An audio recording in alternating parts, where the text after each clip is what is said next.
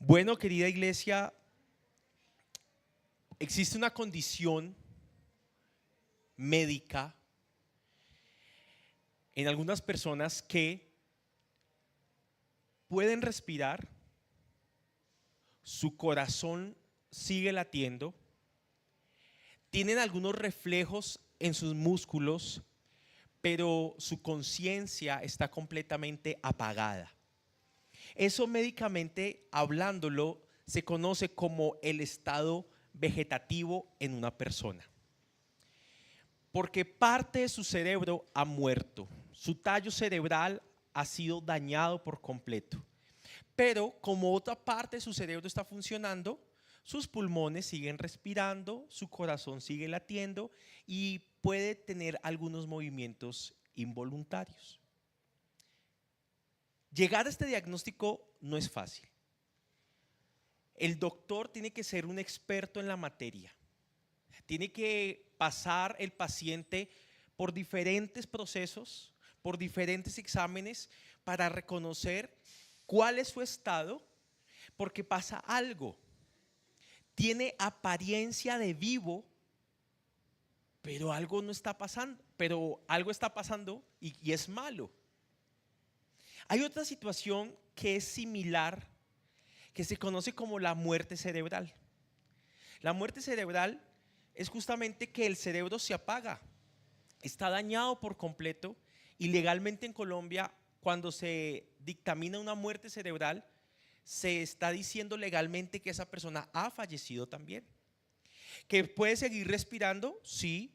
Que puede seguir su corazón latiendo, sí, pero porque está conectado a máquinas que le permite tener ese funcionamiento en su cuerpo, pero como tiene muerte cerebral, apenas es desconectado, sus órganos también empiezan a fallar hasta su último suspiro.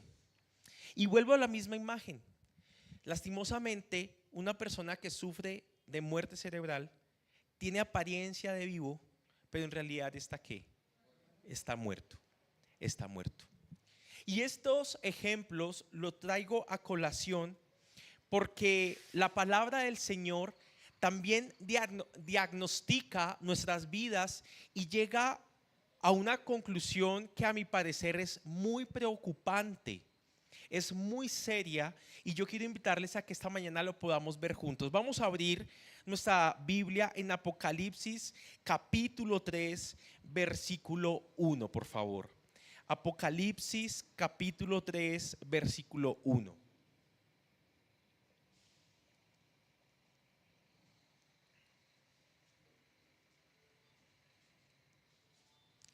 Y dice la palabra del Señor de la siguiente manera: escribe al ángel de la iglesia de Sardis.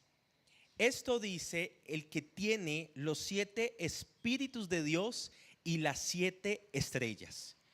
Conozco tus obras, tienes fama de estar vivo, pero en realidad estás muerto. La persona que está aquí hablando es nuestro Señor Jesucristo. No se presenta como yo soy Jesús, sino que presenta una de sus cualidades, una de sus credenciales que es mencionado acá y dice, esto dice el que tiene los 7 espíritus de Dios. Esta afirmación necesitamos entenderla de la siguiente manera. En primer lugar, cuando habla de los espíritus de Dios, está hablando de las cualidades del espíritu. No es que haya 7 espíritus, porque el Espíritu de Dios es uno solo, el Espíritu Santo es uno solo, sino que es una forma de expresar que el Espíritu de Dios tiene diferentes características. Y menciona justamente el número 7 porque para los hebreos y en la Biblia podemos identificarlo así, el número 7 nos habla de plenitud. Cuando hablamos de plenitud es algo completo, que no le hace falta nada. Teniendo esto en mente, Jesús está diciendo, esto dice el que tiene el Espíritu Santo completo en su ser. Y también tiene a las 7 estrellas. Las 7 estrellas en Apocalipsis son los 7 líderes o pastores que ministran en cada una de las 7 iglesias del Apocalipsis. Y Jesús dice lo siguiente: te he examinado, he puesto mi mirada sobre ti. Dice el versículo 1: conozco tus obras, conozco quién eres y conozco lo que haces, y ya puedo dar un dictamen sobre tu vida. Y es el siguiente: tienes fama o reputación de estar viva, pero tu realidad es que estás muerta. Esto es una condición muy preocupante, iglesia, porque es que estamos hablando de creyentes. ¿Lo nota conmigo? Estamos hablando de la iglesia, estamos hablando de una comunidad. Y dice Jesús: ustedes gozan de una buena reputación. Externamente, Sardis, las cosas que tú haces como iglesia parece que están funcionando. Si llamas a la gente a reunirse, la gente se reúne. Si llamas a la gente a que llene la canasta llena de gracia, se trae mercado. Si llamas a la gente a que colabore con las ofrendas para la administración del lugar, la gente responde. Entonces la gente pasa y dice: ahí hay una iglesia, mire, la iglesia está llena. Oiga cómo predica de bonito el pastor, la pastora. Miren cómo tienen esa comunidad ellos. Y hay muchas características externas que pueden darle una reputación, una buena fama a la iglesia. Pero la realidad es la que dice Jesús. ¿Cuál es la realidad? Tú estás muerto. Tú estás muerto. El que no solamente ve lo externo, sino el que ve el interior, declara esta terrible realidad.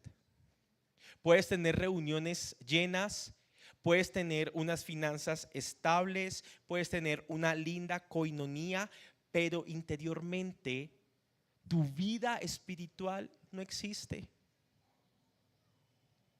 Has descuidado tu corazón. Mira lo que dice el versículo 2 en Apocalipsis, cuando Jesús dice, después de estás muerto, dice: sé vigilante. Dice la Nueva Versión Internacional: despierta. Una iglesia que tiene fama de viva, pero que su realidad es que está muerta espiritualmente, es porque ha dejado de vigilar su proceder. Ha empezado a vivir una vida liviana, aceptando de a poco, de a poco, de a poco lo que a Dios no le agrada, lo que al mundo sí le agrada, mezclando la cuestión, porque recordemos que un poco de levadura leuda toda la masa.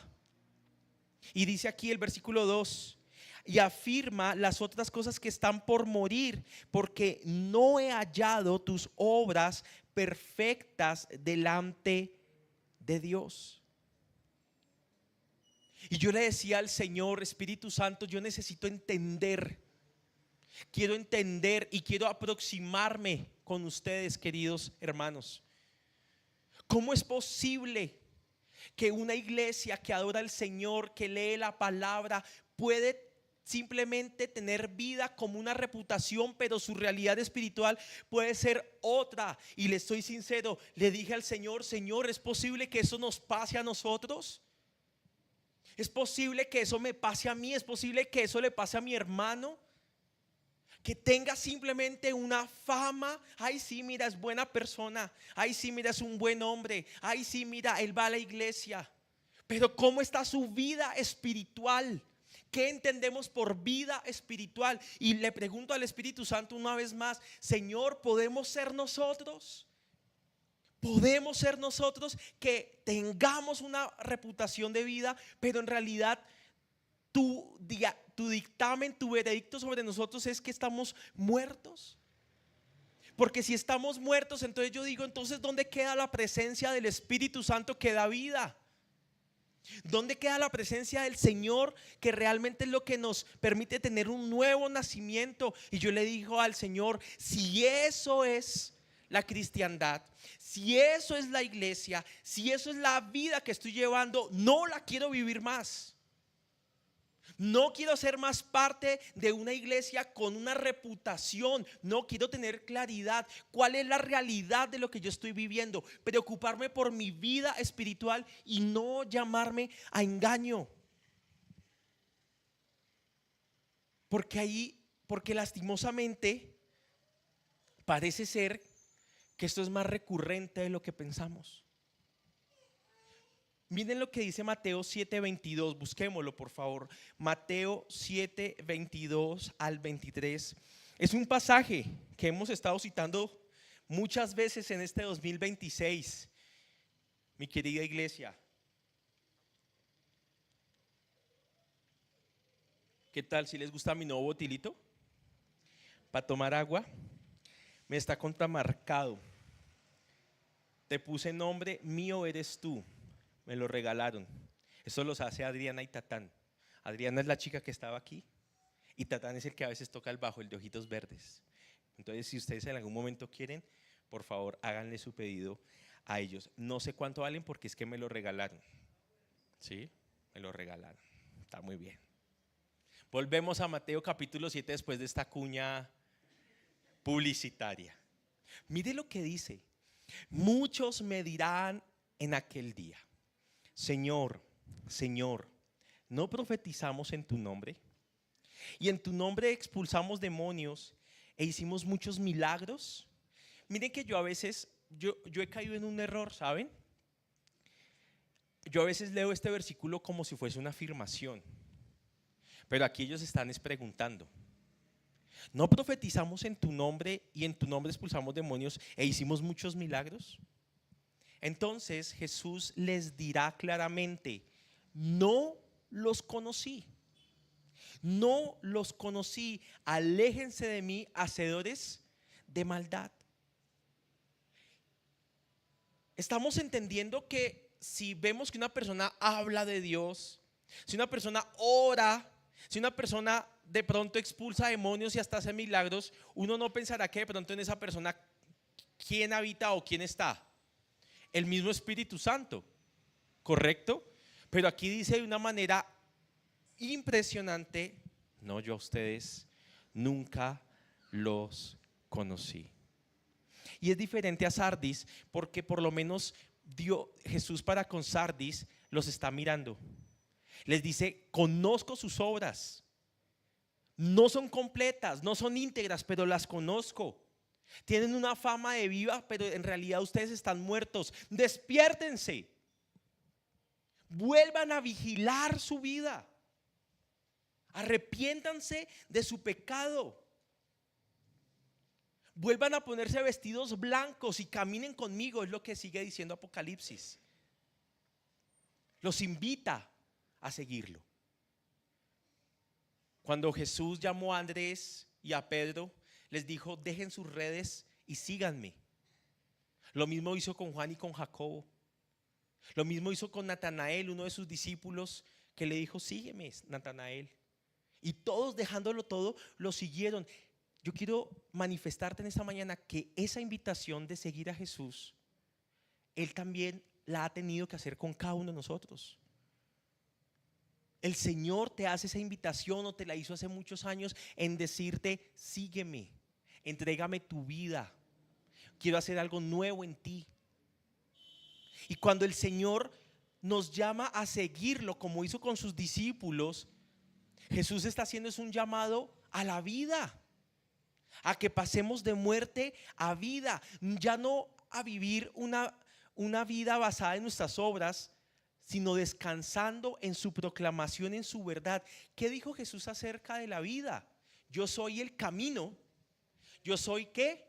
La verdad, y yo soy la vida. Entonces, mi querida iglesia, yo en esta mañana he querido titular esta predicación, espero que haya sido lo más apropiado, pero quiero hablar sobre esto: la vida del discípulo. La vida del discípulo.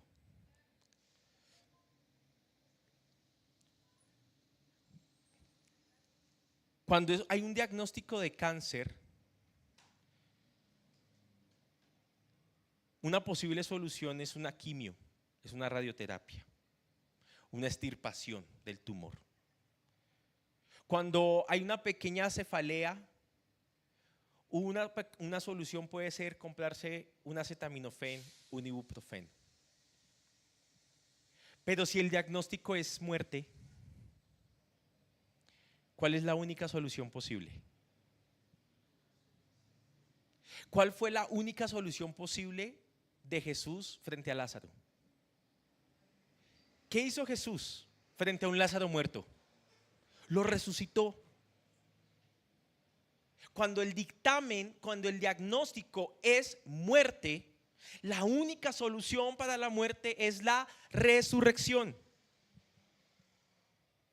Y aquí hay un peligro. Y es que la religión puede reformar el comportamiento. La religión tiene la capacidad de dar unos principios, de dar unos valores, de dar unas enseñanzas, y la persona puede cambiar en su corazón porque es una facultad con la que el Señor también nos ha creado. Pero la religión, si bien puede reformar nuestro comportamiento, el único que puede resucitar a un muerto se llama el Espíritu de Dios, el Espíritu Santo. ¿Quién fue quien resucitó a Jesús entre los muertos? El Espíritu de Dios.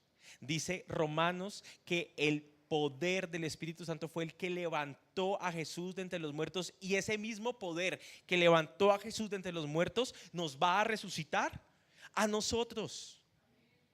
Si nos damos cuenta de quién estamos hablando, del Espíritu Santo, porque el Espíritu Santo es el que provee vida. Cuando Dios creó a Adán y a Eva para darle vida a esa creación de barro, ¿qué hizo Dios? Dice la palabra que sopló aliento de vida. Ese soplo, eso es neuma. Y neuma es el Espíritu de Dios. El aliento de vida es el Espíritu de Dios. ¿Cómo se presentó Jesús ante Sardis, esa congregación que en realidad estaba muerta? ¿Cómo se presentó él? Utilizó dos metáforas. Primera, esto dice el que tiene los 7 espíritus de Dios. De entrada Jesús ya está hablando que en él está ¿qué? El espíritu que ¿qué significa? ¿Qué da el espíritu? Vida. Es decir, de entrada Jesús ya nos está diciendo que en él está la vida. Y ese es el primer punto. Cuando hablamos acerca de dónde encontramos la vida como discípulos, lo primero que debemos entender es que la vida del discípulo está en el Hijo. La vida del discípulo está en el Hijo. ¿Por qué? Porque en el Hijo se encuentra el espíritu de la vida. Quiero que veamos Ezequiel capítulo 37 para profundizar un poco esta idea. Ezequiel capítulo 37, versículo 9 en adelante.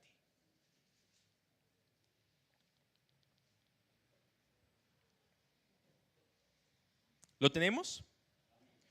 Entonces el Señor me dijo, mire lo que está pasando acá. Profetiza, hijo de hombre, le está hablando el Señor a Ezequiel, al profeta Ezequiel. Profetiza al Espíritu y dile, esto ordena el Señor y Dios. Espíritu, ven de los 4 vientos y sopla sobre estos muertos, ¿y qué pasará? Vivirán. Yo profeticé, está hablando Ezequiel, tal como él me lo había ordenado, y el Espíritu entró en ellos. Entonces vivieron y se pusieron de pie, y era un ejército numeroso. Luego me dijo, hijo de hombre, estos huesos son el pueblo de Israel. Ellos andan diciendo, nuestros huesos se han secado, ya no tenemos esperanza, estamos perdidos. Por eso profetiza y adviérteles que así dice el Señor y Dios. Pueblo mío, abriré tus tumbas, te sacaré de ellas y te haré regresar a la tierra de Israel. Y cuando haya abierto tus tumbas y te haya sacado de allí, entonces, pueblo mío, sabrás que yo soy el Señor. Versículo 14, muy importante. Pondré, ¿qué va a poner Dios? Pondré mi espíritu en ustedes. ¿Y cuál es la consecuencia? Y vivirán. Y te estableceré en tu propia tierra. Entonces sabrás que yo, el Señor, lo he dicho y lo cumpliré, afirma el Señor. Ezequiel ve un valle lleno de huesos. Y esos huesos estaban secos, llevaban mucho tiempo allí. Y Ezequiel profetiza sobre esos huesos y dice la visión que cuando viene el Espíritu, esos huesos se levantan y son llenos de vida. Estos huesos no necesitaban maquillaje. Estos huesos no necesitaban una organización diferente. Estos huesos, ¿qué necesitaban? El soplo del Espíritu para poder vivir. Iglesia, lo que estoy intentando decirte en esta oportunidad es que necesitamos desesperadamente al Hijo, porque Él es quien da, Él es quien dispensa al Espíritu que da vida. Fuera de Jesús nada podemos hacer. ¿Por qué la vida del discípulo empieza en el Hijo? Porque el Hijo, Jesús, es la fuente de la vida. Hay un pasaje directo al corazón con respecto a este tema. Primera carta de Juan. Y allí vamos a estar un momento. Por favor, ten la libertad de ir a Primera de Juan. Eso está antecitos de Apocalipsis, ya finalizando la Biblia. Primera de Juan, capítulo 5, versículo 11. Primera de Juan 5, 11.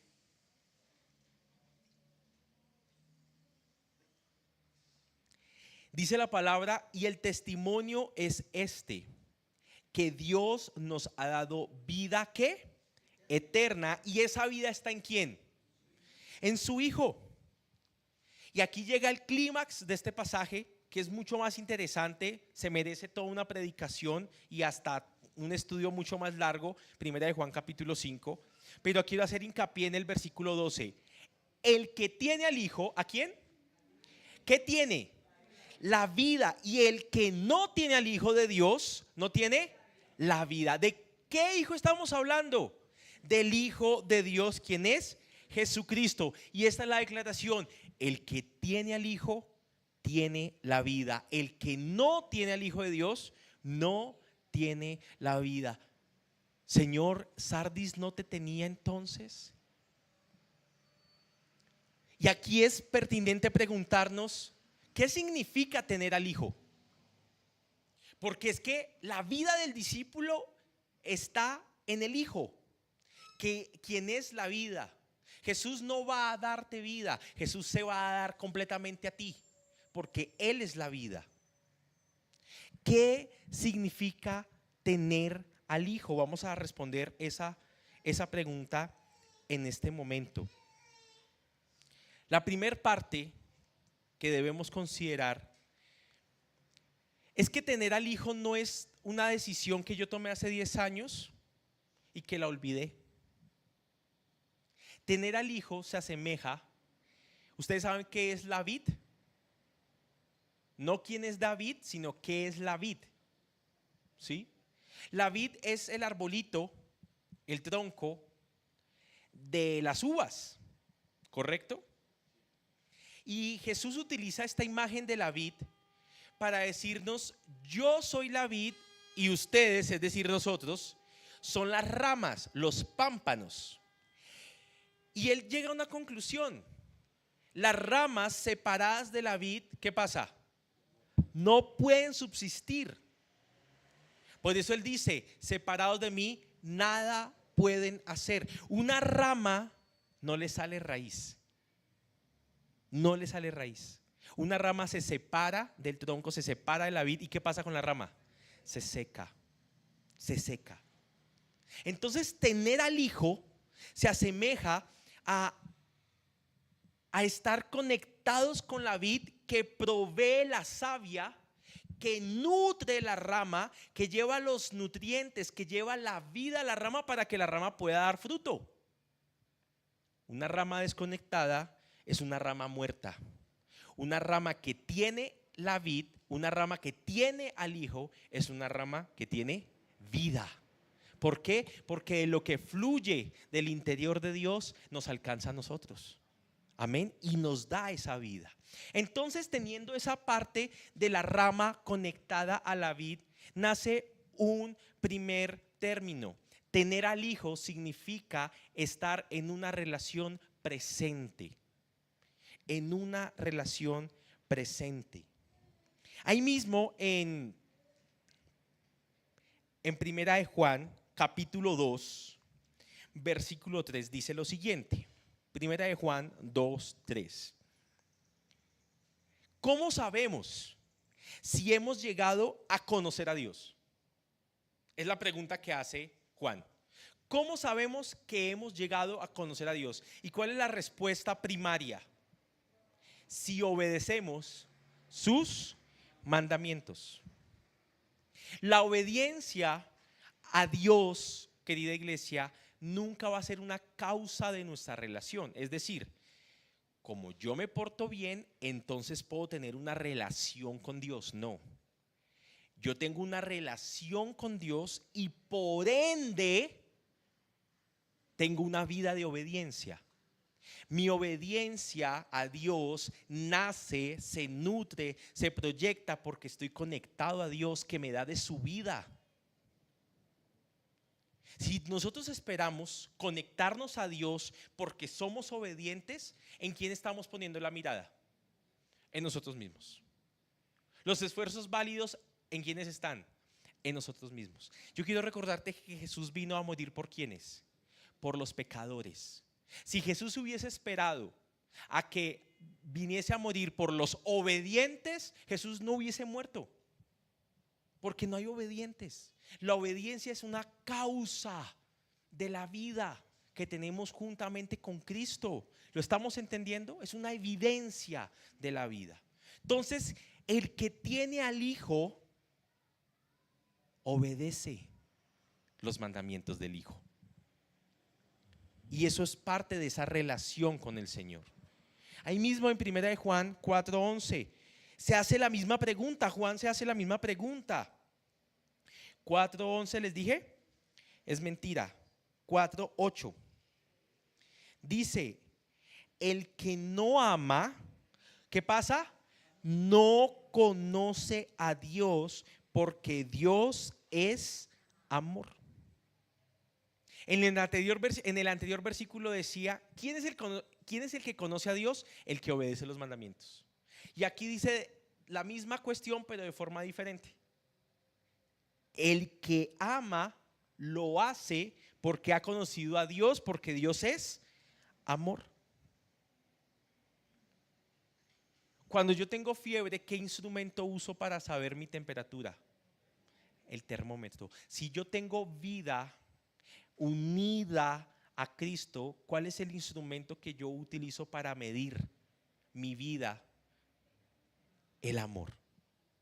Porque el que ama es el que ha conocido a Dios, porque Dios es amor. Veía esta semana en redes sociales, en Instagram veía un video donde el experto decía lo siguiente: la amabilidad que nosotros podamos tener con los extraños jamás podrá medir nuestra calidad de corazón, porque estamos sujetos a ser amables con los demás, con los que no nos conocen, porque los que no nos conocen no han cometido y no nos han generado heridas a nuestro corazón. Entonces, como no han tenido una herida en nuestro corazón, no tenemos por qué reprocharle, no tenemos por qué juzgarle, no tenemos por qué atacarle. Nuestro corazón se desnuda es justamente con los más cercanos, con el que produce las heridas, con el que nos ha lastimado. El corazón se demuestra realmente como es con el que nos ha hecho daño. Y es allí cuando nosotros tenemos que entender que el que no ama no ha conocido a Dios. Dios, ¿a quién quiere que amemos? Y de manera especial, ¿a quién? A los que nos han hecho daño. Él ama a los que han pecado contra Él. Él ama a los que han dicho falsedad contra su nombre. Él ama a los que han pecado gravemente contra Él y los ama. Y el Señor nos dice que si nosotros amamos como Él nos ha amado, es porque verdaderamente hemos conocido a Dios. Y si conocemos a Dios y amamos como Dios ama, no tendremos solamente fama de vida, sino que estamos vivos. Porque lo que nace del corazón de Dios nos alcanza a nosotros. ¿Y qué nace del corazón de Dios? Amor, porque Dios es amor. Que no podemos ponernos de mal genio, que no podemos de pronto sentir cosas que pueden un poquito radicalizarnos, que no nos sintamos afectados, obviamente, y todo es válido, pero a pesar de todo eso, siempre nuestra decisión final va a ser una decisión que ama, una decisión que perdona, una decisión que no toma venganza, una decisión que mira la necesidad detrás de la ofensa. Ese es el amor del Señor. Y eso se da porque estamos conectados a la vid, porque la vida de la vid nos alcanza a nosotros como rama. Amén. Lo segundo que quiero mencionar, ¿qué significa tener al Hijo? Es justamente, teniendo esta misma imagen, es el permanecer. El permanecer. Hay una práctica agrícola que a mí me impresiona muchísimo y es el injerto. ¿Sí hemos visto cuando hacen injertos? Cómo cortan una ramita y cómo cortan parte del tronco de otro árbol de una manera, pues cada quien sabe cómo lo hace, y ponen la rama y lo amarran y le ponen cinta y le ponen papel y le dan tiempo para que se conecte el injerto con el tronco para que pueda darle vida. Es algo impresionante. Y es lo que dice Jesús que ha hecho con nosotros. Nosotros fuimos injertados en el pueblo de Israel, ¿sí? Entonces, ¿pero qué pasa si yo arranco esa rama? Se pierde todo el proceso. Entonces, si tenemos al Hijo, no solamente obedecemos, sino si tenemos al Hijo, permanecemos. Una característica de los santos de Dios es que perseveran. El santo de Dios persevera. No somos de los que nos volvemos atrás, sino que antes bien tenemos puesta nuestra mirada en la meta que tenemos por delante y avanzamos.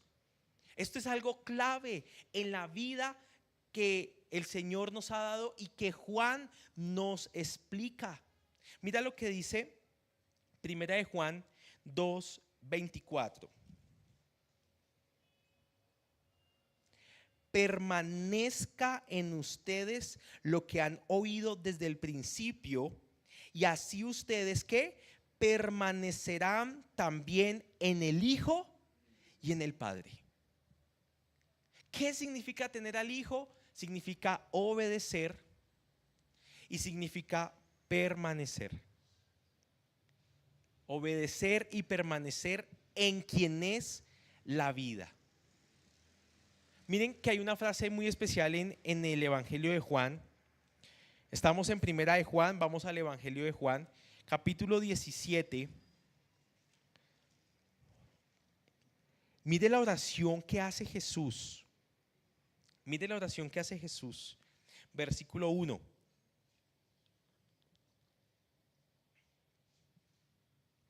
Después de que Jesús dijo esto, dirigió la mirada al cielo y oró así: Padre, ha llegado la hora. Glorifica a tu Hijo para que tu Hijo te glorifique a ti. Versículo 2. Ya que le has conferido autoridad sobre todo mortal, para que Él les conceda, ¿qué, mi querida iglesia? Y a todos los que les has dado. Y esta es la vida eterna. ¿En qué radica la vida eterna? 2 puntos. Que te conozcan a ti. Recordamos lo que Juan nos explica en Primera de Juan. ¿Qué es conocer a Dios? Obedecer sus mandamientos y amar. Eso es conocer a Dios. Entonces, la vida eterna es esto, que te conozcan a ti, el único Dios verdadero, y a quién más, y a Jesucristo, a quien tú has enviado. La vida del discípulo tiene su fuente en tener al Hijo. Y tener al Hijo es obedecer. Tener al Hijo es conocer a Dios, amar al prójimo y permanecer. Esa es la vida que entrega el Hijo. Así a veces no entendamos muchos de los caminos del Señor, permanezcamos.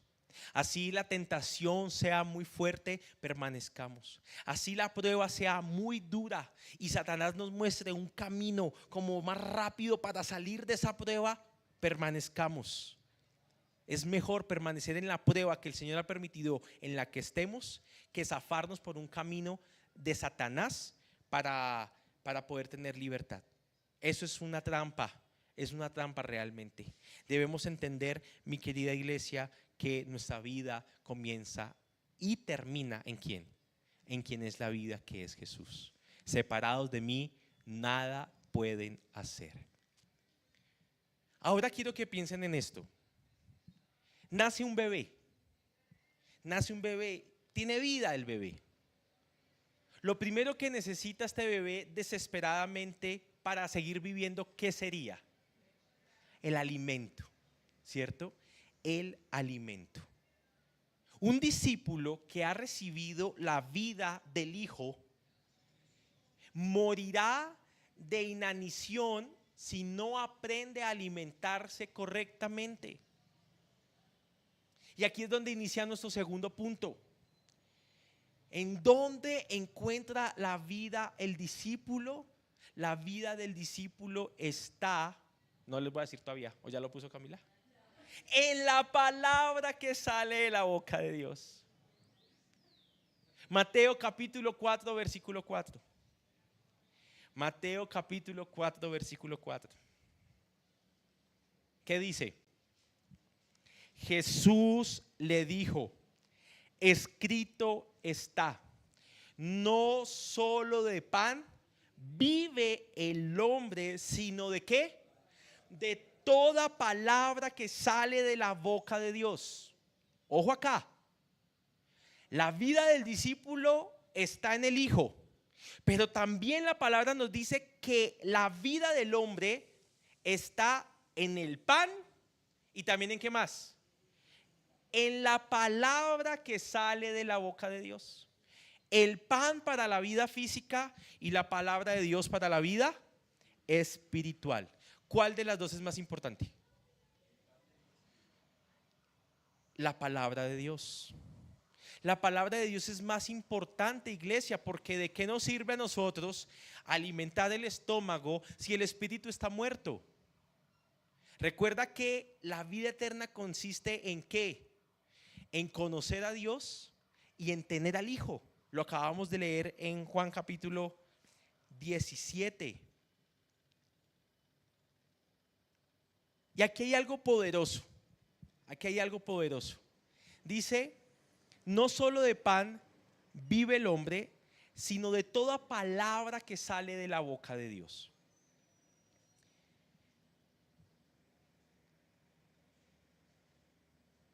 Cuando nosotros vemos la tentación de Jesús, Jesús viene de un proceso de 40 días y 40 noches. ¿En dónde? En el desierto. Y dice la palabra de Dios que Jesús tuvo hambre. Y nos enseña que como hombre, nuestra vida no solamente debe depender de lo material. Si nosotros estamos enfocados solamente en lo material, estamos realmente perdidos. Hay una gran oscuridad en el corazón de una persona que solamente se preocupa por lo material. Otras palabras, te estoy diciendo, preocúpate por tu vida espiritual. Porque hay una realidad mucho más profunda, que es la realidad del espíritu. Y aunque Él podía transformar las piedras en pan, Jesús elige no depender de su fuerza, sino elige depender del Padre. Honrar al Padre. Israel, ¿cuántos años duró en el desierto? 40 años. Y en esos 40 años Israel tuvo hambre también. Pero en vez de someterse a la voluntad de Dios, murmuró contra Dios. Jesús tenía hambre, pero tenía aún más confianza en el Padre. Y eso es un llamado para nosotros. Porque aquí hay un pasaje poderoso. El hombre vive de toda palabra que sale de la boca de Dios. Y aquí es donde yo tengo que introducir un término muy importante que nosotros pasamos desapercibido muchas veces. ¿Ustedes creen que la fe es importante? ¿Ustedes creen que la palabra de Dios es importante? ¿Qué sería más importante que la fe o que la palabra de Dios? ¿Qué creen ustedes? ¿Saben qué es más importante que la fe? ¿Saben qué es más importante que la palabra de Dios?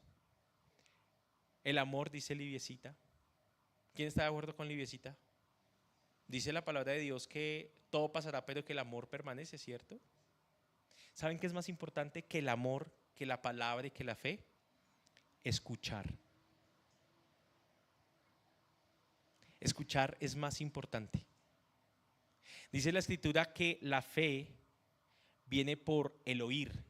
¿Qué? La palabra de Dios. Está la fe y está la palabra. Pero si tú no escuchas,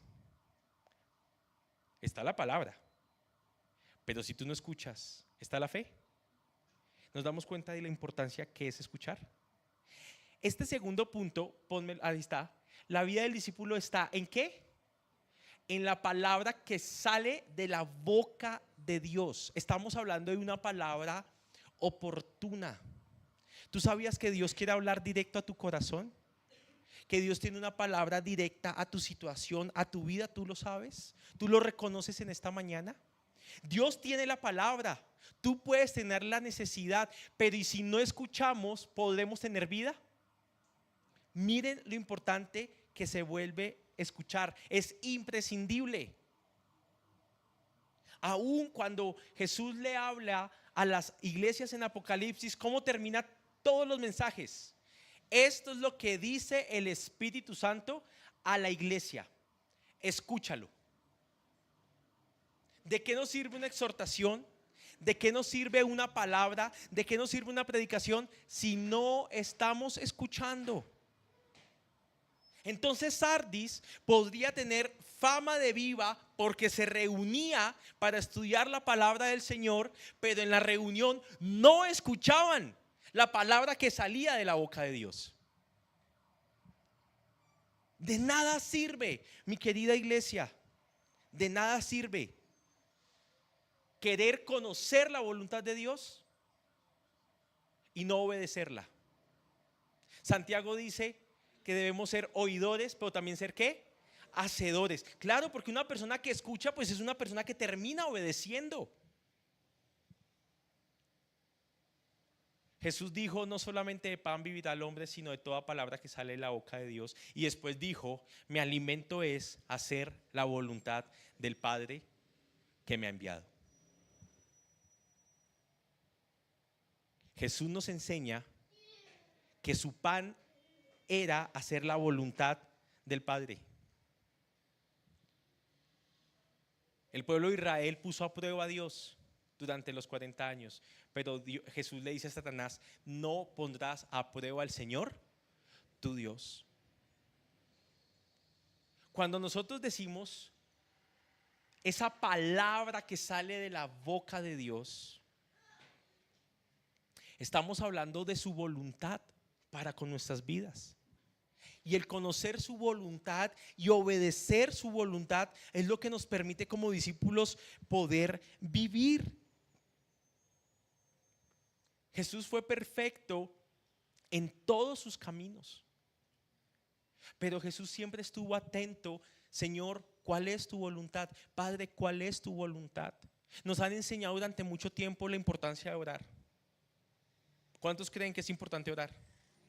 y vamos y oramos y nos han dicho cómo debemos orar, qué palabras debemos decir, cómo podemos adorar al Señor.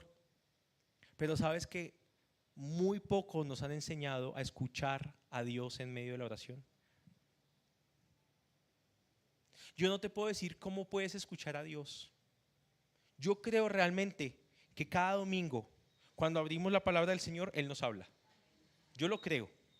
El Señor exhorta, anima, redarguye mi vida de una manera poderosa y maravillosa.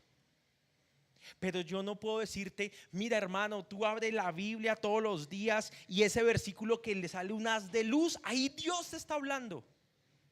Eso no va a pasar. Yo no te puedo decir, es que vas a escuchar una mente, vas a escuchar una vocecita en tu mente que te va a dirigir. Para Dios no es nada imposible, pero yo no puedo ser, ¿cómo se llama esto? Indiscreto, ¿cómo decirlo más? Desobligante, ¿sí? En decirte que eso va a pasar y que Dios te va a hablar de esa manera. Dios lo puede hacer, Dios habla a través de sueños, Dios habla a través de visiones, pero no podemos levantar una doctrina alrededor de todo esto. Dios lo hace, pero sí puedo aprender algo en la Biblia que a mí me ha pasado. Y es que cuando los discípulos iban de camino de Maús, dice la palabra que Jesús había resucitado. Jesús, pum, se les puso al lado y se empezó a hablarles, ¿qué hubo, muchachos? ¿Cómo están? Bien, bien. ¿Y tú qué tal? Bien. Ellos no se habían dado cuenta que estaban hablando con Jesús. Entonces Él les pregunta, ¿de qué hablan? Entonces ellos le dicen a Jesús, ¿cómo así? ¿Tú dónde has estado? Pues estamos hablando de la noticia del momento, que crucificaron a Jesús de Nazaret, y le echan todo el cuento. Y Jesús los escucha. Y dice la escritura que entonces Jesús les empezó a hablar y les empezó a explicar las escrituras. Cuando ellos se dieron cuenta que era Jesús con el que estaban hablando, Jesús se desapareció. Terminan su camino rápido y llegan a contarle a todos que Jesús se les había aparecido. Y terminan diciendo lo siguiente: ciertamente cuando Él hablaba, en nuestro corazón se sentía un fuego en nuestro interior. Y ese fuego tú y yo también lo podemos sentir. Esa palabra directa que el Señor habla a tu vida y a tu corazón, pero debes estar dispuesto y atento a que el fuego de Dios venga y te hable, sea palabra de corrección, sea palabra de promesa, sea palabra de cuidado, sea lo que sea. Pero si tú tienes un corazón dispuesto ante el Señor te va a hablar, porque su palabra ha sido inspirada para toda buena obra, para instruirnos en toda clase de justicia, para redarguirnos en toda clase de pecado, para corregirnos de toda actitud. Para eso está la palabra del Señor. Por eso en esta mañana quiero decirte, pilas con la actitud que abres la escritura.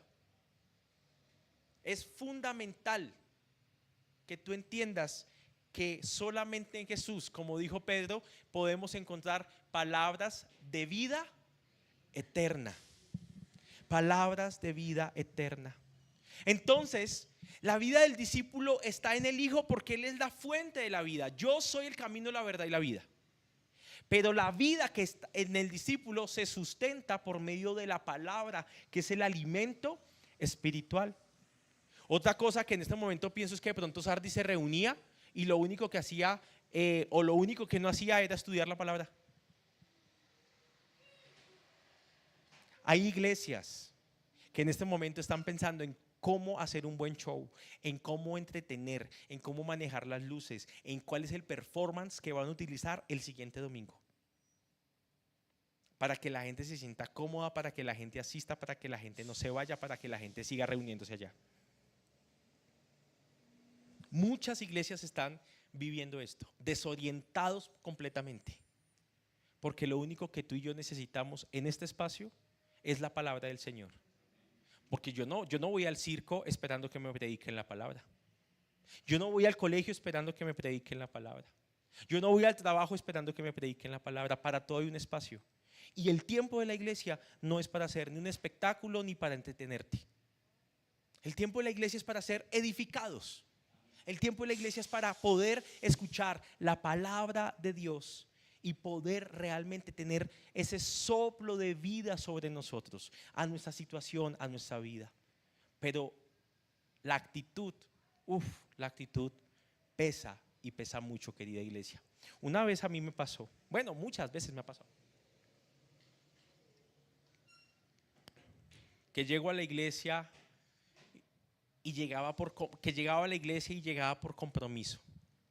Y una vez dije, redarguido por el Espíritu Santo, no, tengo que cambiar mi actitud. Señor, tú algo tendrás que hablar. Tú algo tendrás que hablar. Y ese día me dispuse a buscar cada versículo bíblico, a llevar mis apuntes, una cantidad de cosas.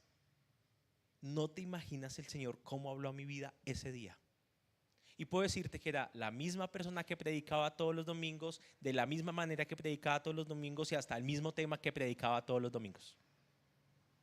Pero ese día el Espíritu Santo habló a mi vida porque mi corazón estaba en una actitud diferente. Y ese es el tercer y último punto. Porque hay un peligro, iglesia. Tenemos la fuente, que es el Hijo. Tenemos el alimento, que es la palabra que nos da vida. Pero podemos tener agua limpia, podemos tener muy buena comida, pero si el recipiente, imaginémonos en la época de Jesús donde no había refrigeración ni nada por el estilo, y la comida estaba en un recipiente, y si ese recipiente estaba roto o si ese recipiente estaba contaminado, ¿la comida y el agua servían después? Ya no funcionaban. ¿Por qué? Porque se perdía. La vida que había en ese alimento se perdía porque se dañaba, porque de pronto algún microorganismo venía y lo podría, etcétera. Y con esto quiero decir lo siguiente: no basta con recibir la vida y alimentarla, hay que protegerla. La vida que Dios nos da es para protegerla. Los tesoros que Dios a ti te da son para protegerlos, para no menospreciar lo que te da el Señor. Queremos hacer dentro de muy poco tiempo un día de integración como iglesia. Yo les voy botando aquí otra publicidad. Queremos hacer una tarde de hamburguesas, ¿qué les parece? Una tarde de hamburguesas, de una buena Coca-Cola, de unas papitas fritas y un día de fútbol, tanto de mujeres y hombres. Un día de microfútbol o de baloncesto, lo que sea. Un día de integración, armar unos equipos y hacer un mini campeonato, un domingo.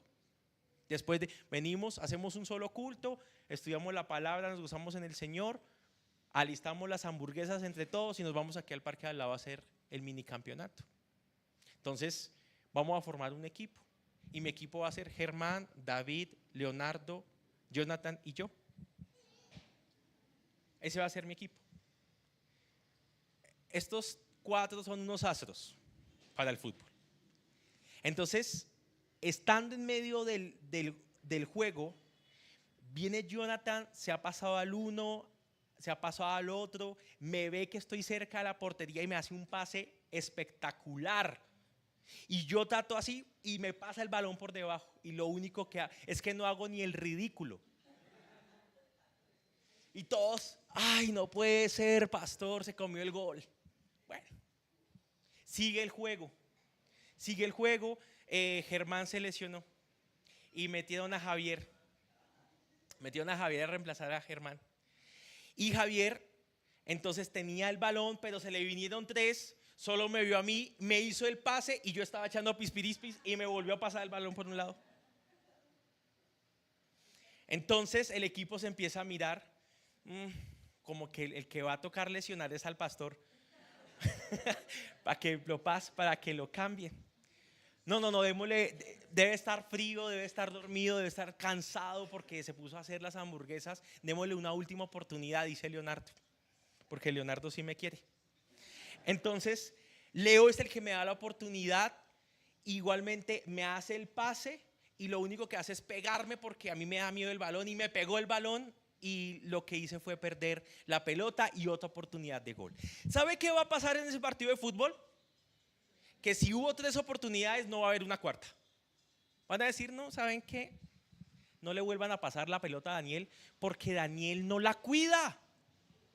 Porque Daniel es, ¿cómo es que se dice? Pecho frío, algo así, no sé. Tronco. Porque Daniel no se preocupa, no se esfuerza. Entonces, en el juego de la vida, me dejaron de pasar la pelota por no cuidarla. Y de igual manera, iglesia, el Señor a nosotros nos da muchas cosas que debemos cuidarlos, para que durante el tiempo que estemos acá, el Señor nos siga teniendo como hombres dignos de confianza. ¿Cuántos queremos escuchar la voz de Dios? ¿Cuántos queremos tener una palabra que salga de su boca para nosotros? El Señor nos la va a dar, pero ¿qué quiere Dios que hagamos con ella? Que la protejamos, que la cuidemos, que la obedezcamos, porque el Señor nos da una palabra, el Señor nos da una exhortación, el Señor nos dice, pero y ve que 1, 2, 3 no la cuidamos, el Señor empieza a generar reservas, ¿cierto? Porque las perlas no se le da a los cerdos. ¿A qué voy con esto, iglesia? En la vida del discípulo, en tercer lugar, está en cómo cuida su corazón. En cómo cuida su corazón. Dice Proverbios capítulo 4, versículo 23. Proverbios capítulo 4, versículo 23. Por sobre todas las cosas, cuida ¿qué? Cuida tu corazón, porque de él mana ¿qué? La vida. Y para el hebreo, el corazón es el centro de la persona, que incluye su intelecto, es decir, sus pensamientos.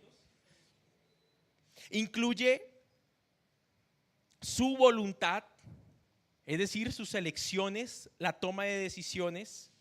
Incluye las emociones, lo que siente. Incluye también la moralidad, el discernimiento que tiene entre el bien y el mal. Entonces, palabras más, palabras menos, Salomón o el proverbista está diciendo allí: por sobre todas las cosas, cuida tu pensamiento, cuida tu voluntad, cuida tus emociones, cuida tu moralidad, porque de todo esto, ¿qué proviene? La vida para nosotros. Del corazón fluyen las palabras. ¿Sí sabías eso? Dice la escritura que de la abundancia del corazón del corazón fluyen las palabras. Del corazón fluyen las acciones, tanto lo bueno o lo malo que yo hago o dejo de hacer. Fluye el carácter. Y está diciendo hoy el Señor: ¿quieres que haya vida en ti? Guarda el corazón, porque en el corazón voy a depositar lo que yo soy. Jesús dijo en alguna oportunidad: no se echa vino nuevo en odres viejos. El odre, ¿sí sabemos qué es el odre? Expliquémoslo rápidamente. El odre es una bolsa de cuero que cuando se le deposita el vino nuevo, el vino empieza a fermentar y a generar los gases de fermentación, y el cuero, el odre, se empieza a expandir. Guarda el vino hace su proceso y cada día tiene un mejor sabor. Pero, como todo, pues el odre tiene una capacidad de poderse estirar. Si yo vengo con vino nuevo en un odre viejo, el odre viejo ya no va a tener la capacidad de soportar los gases de la fermentación del vino nuevo, y va a seguir distendiéndose hasta que se rompe. Y dice la palabra: si yo echo vino nuevo en odre viejo, lo que voy a hacer es que el odre se rompa y se riega el vino. No hice nada. Entonces, muchas veces el Señor retiene su bendición. Muchas veces el Señor retiene lo que tiene para tu vida, porque no estás guardando, no estás cuidando tu corazón. Y si Dios lo pone en tu mano, lo vas a menospreciar, lo vas a malgastar y no lo vas a apreciar como debes hacerlo. Por eso el Señor dice: no voy a dar vino nuevo a corazones viejos. No puedo dar de mi espíritu a corazones viejos. Tengo que renovar primero el corazón, para luego sí derramar mi espíritu sobre esas vidas. Dice aquí: sobre toda cosa, guarda tu corazón. Guardar significa vigilar estrechamente, proteger como un centinela. ¿A quién le dijo Dios eso? ¿A quién le dijo Jesús eso? A los de Sardis. Tienes fama de viva, pero en realidad estás muerta. Versículo 2, sé vigilante. Ponte en modo centinela. ¿Por qué? Porque el enemigo anda al acecho y quiere terminar de acabarte. Sardis, hablándolo históricamente, era una población que tenía defensas naturales. La misma naturaleza le ayudaba a defenderse de sus enemigos. Es como mandar un ejército que tiene toda su disciplina en áreas calurosas, mandarlo a pelear a la Antártida. Se muere porque no tiene la disciplina para pelear en esos terrenos inhóspitos. Entonces Sardis se echó a la pena. Estaba muy confiada en sus defensas naturales. Dijo, no, eso ni el bosque, ni la montaña, ni una cosa los va a dejar entrar. Pero ¿sabe qué hicieron los enemigos una vez en Sardis? Contaminaron el agua. Y ese agua empezó a llegar a ellos. Y ese agua contaminado, entonces los afectó y perdieron parte de su terreno. ¿Por qué? Porque dejaron de envenenar su pozo, porque muchas veces no importa qué tan fuerte pueden ser los muros, si no estamos vigilantes, si no estamos despiertos para poder defender a la ciudad. Los muros aguantarán cierto tiempo, pero el ejército tiene que ponerse en marcha para poder dar vida a lo que está sucediendo. ¿Cómo se cuida el corazón? Ahí está en Proverbios, vamos a leerlo y con esto vamos finalizando. Davidcito, regáleme aquí un pianito, por favor. Vamos a Proverbios capítulo 4, versículo 20. 5 minuticos y acabamos. O más bien 5 minuticos y empezamos. Empezamos esto que el Señor quiere hacer en nosotros. Empezamos estas nuevas decisiones que tomamos en el Señor. Amén. ¿Qué dice Proverbios 4:20? Hijo mío, atiende a mis consejos. Escucha atentamente lo que digo. No pierdas de vista mis palabras y guárdalas muy dentro de ¿qué? De tu corazón. Por sobre todas las cosas, cuida tu corazón porque de él mana la vida. Y de manera práctica, el proverbista nos dice cómo podemos cuidar el corazón. Lo primero que nos dice es, versículo 24, aleja de tu boca la perversidad. ¿Por qué? Porque de lo que sale de la boca, ¿de dónde viene? Del corazón, de la abundancia del corazón, habla la boca, ya lo hemos citado el día de hoy. Aparta de ti toda perversidad, toda palabra de juicio, toda palabra grosera, toda palabra obscena. Cuida lo que hablas, cuida lo que dices, mi querida iglesia.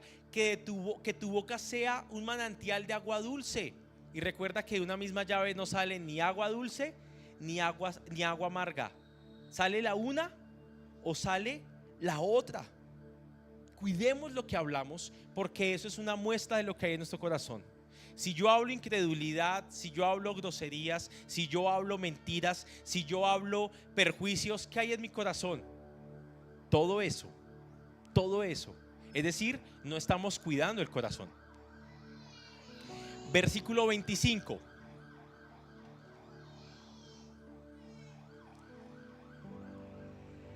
Pon la mirada en lo recto y diríjanse tus párpados hacia lo que tienes delante.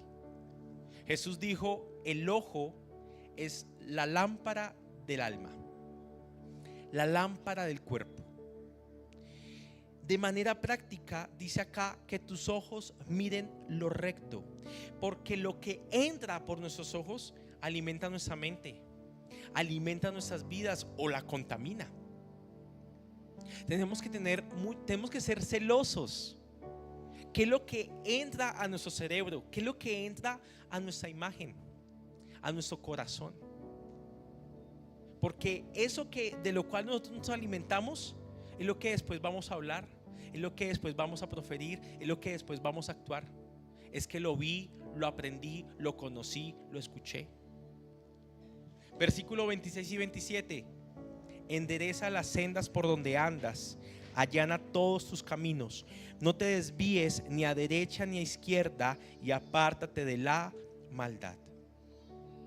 Cuidar nuestro corazón significa también examinar por dónde estamos caminando y no desviarnos. Que nuestras acciones, que nuestros caminos sean el flujo, sean esa dirección que fluye de nuestro corazón. Y con caminar no me refiero a hablar, aunque aplica a pisar lugares físicamente que no nos corresponden, aplica, pero está hablando desde las decisiones de nuestro corazón. Jesús dijo algo muy importante: escrito está. Escrito está. Jesús en todo momento se preguntaba: ¿qué dice la palabra? Toca hacer esto, lo uno y lo otro. ¿Qué dice la palabra? Vamos a hacer negocios. ¿Qué dice la palabra? Nos vamos a casar. ¿Qué dice la palabra? Queremos ser padre. ¿Qué dice la escritura? ¿Qué está escrito? Eso es examinar nuestros caminos. Eso es examinar la senda de nuestros pies. Y Jesús dice: guarda tu vida de la contaminación, de lo que mira tus ojos, de lo que habla tu boca, por donde transitas. Sé vigilante y rescata lo que haya que rescatar, que la resurrección que tu vida necesita, Dios se encarga. Dios se encarga. Mi amado, no podemos ser una iglesia museo. ¿Sí saben qué es una iglesia museo? Yo voy al museo de cera y hay unos museos de cera impresionantes. ¿Alguno conoce uno? ¿Sí? Donde hay figuras que uno dice, uno de lejos, que parece ser la persona, y cuando uno se acerca, uno tiene mucho detalle, un perfeccionamiento, pero ¿hay vida en esa estatua? Tiene apariencia, pero en realidad está muerta. Hoy Jesús vino a hacernos un chequeo y se presentó y dijo: en mí está el Espíritu que da vida. Y si en algún área de tu vida tú sientes sequedad, si en algún área de tu vida tú dices: aquí hay algo muerto en mí, aquí hay algo que ya hiede, que huele mal, que yo necesito que el Espíritu Santo venga a mi vida, yo quiero decirte lo siguiente: conecta con el Hijo. Ve al Hijo, conecta con Él y deja que Él sople vida sobre todo hueso seco para que sea resucitado. 2, cambia tu dieta. Pilas con lo que te estás alimentando, porque necesitas depender de la palabra del Señor. No solamente de pan vas a vivir, sino que también tienes que sentarte a escuchar la voz de Dios. Y 3, ponte en guardia. Ponte firme. Necesitas custodiar tu corazón. Cierra las puertas de tu corazón a todo lo que contamina y abre más bien a todo lo que edifica. Tu vida lo va a agradecer, tu familia lo va a agradecer, y nuestro Señor se va a sentir complacido de que nuestras obras sean perfectas en Él. Amén. Vamos a ponernos en pie y vamos a orar. Gracias te damos, Señor.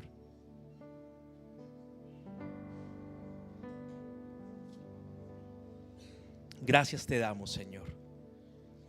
Gracias te damos, Señor Jesús. Inclinamos nuestros rostros delante de ti, Padre. Nosotros vemos lo exterior. Nosotros podemos ver una persona saludable.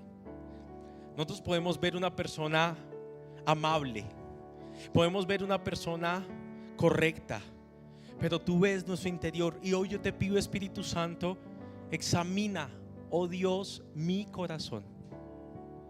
Y hazme entender por qué camino estoy transitando, Señor Dios. Yo te pido, Rey amado, que nuestro nombre siempre esté escrito en el libro de la vida. Y que si en algo necesitamos despertar, Señor, despiértanos. Yo te pido que no nos conformemos con la liviandad que este mundo nos invita a tener para vivir junto contigo, sino que seamos una iglesia radical, empoderados no en nuestras propias fuerzas, sino en ti, Jesús. En ti que está la vida, Jesús. Tú, Señor, que no eres religión, nos mandas a tener una comunión contigo. Queremos estar contigo, obedecerte y permanecer. Ven y sopla hoy. Ven y da una palabra profética sobre nuestras vidas, Señor, y ayúdanos a escucharte. Si tú quieres una mejor comunión con Él en este momento, dile al Señor: quiero escuchar, quiero aprender a escuchar tu voz, quiero que arda un fuego en mi interior cuando lea tu palabra. Háblame, Señor, habla a tu pueblo, y que podamos decir como Samuel: Señor, habla, que tu siervo escucha, Señor. Llévanos a custodiar, a guardar, a proteger nuestro corazón, Señor celestial. Que no nos conformemos con lo que nos ofrece esta vida, Señor, sino que haya una vida espiritual en nosotros. No es la reunión, no es el momento, no es la situación. Te pedimos que tengamos vida en el Espíritu, vida que provee el Hijo, vida que provee tu palabra. Señor, síguenos hablando y permítenos atesorar tu palabra para que cada día tengamos más y más de ella, en la cual hay vida y vida en abundancia, Señor Jesús. No permitas que la derrochemos ni que la contaminemos, sino que nuestro corazón esté preparado. Permítenos que cuidemos lo que miramos, lo que decimos y por donde queremos transitar. Jesús, guárdanos del maligno. Te lo pedimos en esta tarde. Bendigo a mi iglesia, bendigo a esta congregación hermosa, a mis hermanos, Espíritu de Dios, y clamo para que tu nombre sea exaltado y glorificado en cada uno de nosotros. En el nombre de Jesús lo creo y lo oro en esta tarde. Amén, amén y amén. Gracias, Señor Jesús. Démosle un fuerte aplauso a Cristo.